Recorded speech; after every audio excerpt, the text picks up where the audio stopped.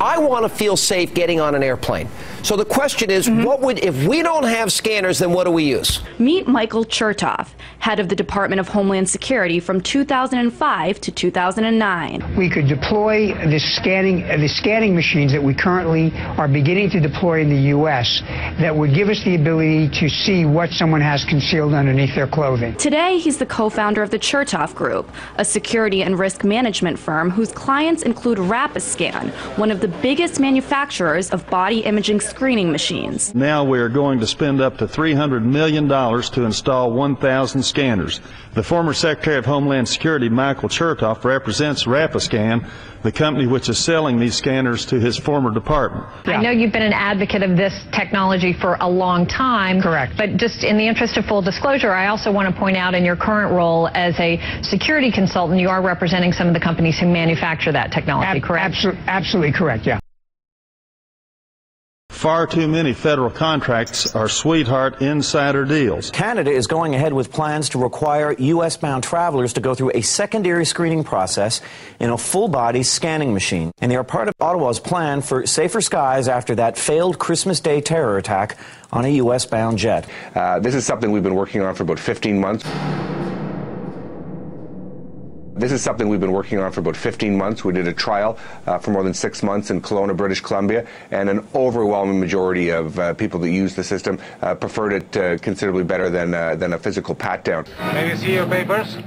I don't think I have them on me. In that case, we'll have to ask you to come along. Mr. Speaker, a nationwide revolt is developing over the body scanners at the airports, and it should.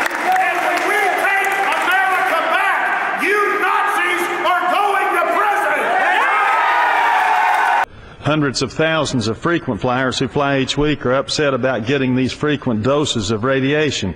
Parents are upset about being forced to have their children radiated or being touched inappropriately. In Boston, a union memo cites a growing number of workers diagnosed with cancer. We certainly feel that the program should be suspended pending an independent investigation. In a letter to the president's science advisor, university professors agreed, saying safety tests of the machines were performed by the manufacturer and questioned the science of the safety studies. They conclude important information has not been provided to the public, saying there is still no rigorous hard data for the safety of X-ray airport scanners.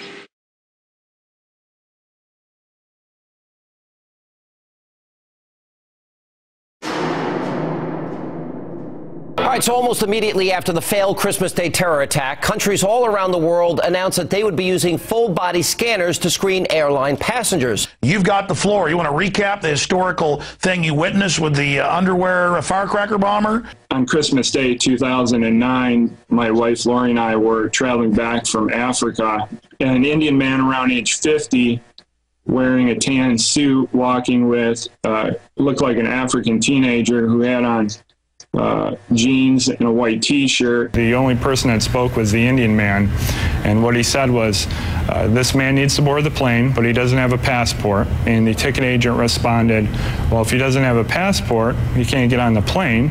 To which the Indian man responded back, he's from Sudan, we do this all the time.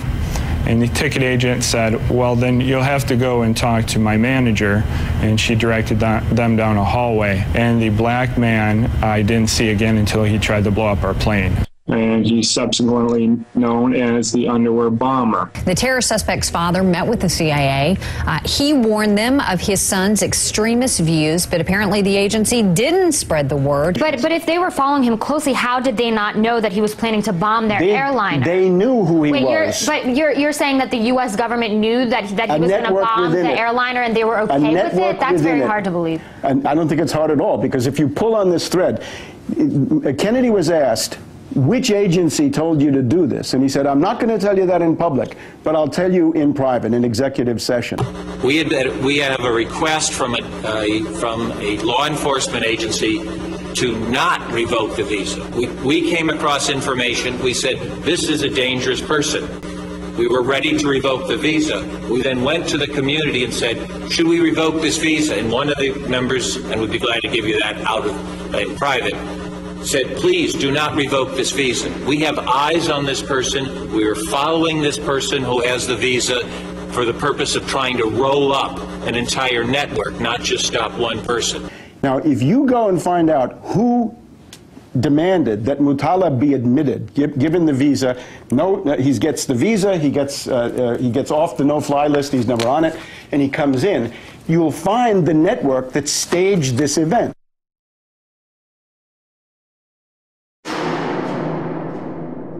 He had been linked to the failed underwear bombing back in 2009. Anwar al-Awlaki. This is the guy they say is behind the Fort Hood shooter.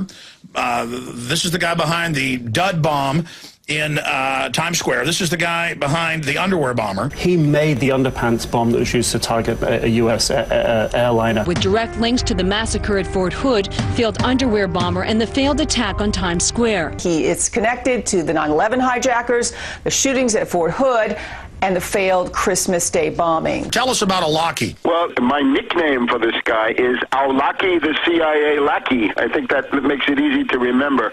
And he's a provocateur working for U.S. intelligence. Awlaki was invited to and attended a lunch in a Pentagon executive dining room on February 5th, 2002. Why was Anwar Awlaki, the man who may now inherit al-Qaeda, invited to lunch at the Pentagon only months after the attacks? More than 70 people whose names were redacted by the Defense Department are copied on the invitation from the Office of General Counsel. You've got to be kidding me. Yeah, here's what we know. Fox News has learned that Anwar al-Awlaki, the American Muslim cleric, remember him, with a worldwide following, dined with military brass at the Pentagon within months of the 9/11 attacks. At the time, besides the known relationship with at least 3 of the hijackers, Awlaki had a rap sheet with arrests for prostitution and another for loitering around a school. At this point, a Defense Department spokesman has declined our request for an interview, and it's not clear, frankly, what exactly the vetting process is at the Pentagon, which would have allowed a known associate of the 9/11 hijackers into the U.S. military's headquarters.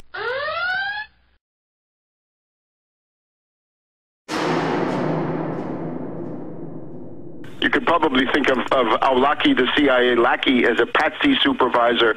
If I send him into a country and he surfaces in the country, say Yemen, I'm now free to bomb Yemen, and that's what they've been doing, right? The U.S. has bombed Yemen a number of times, allegedly with the idea that they were going after Awlaki, the CIA lackey. The bottom line, of course, is that these events are staged. They're part of the management of world affairs by ultimately the banking elite. In other words, all this stuff leads back through various mediations back to Wall Street.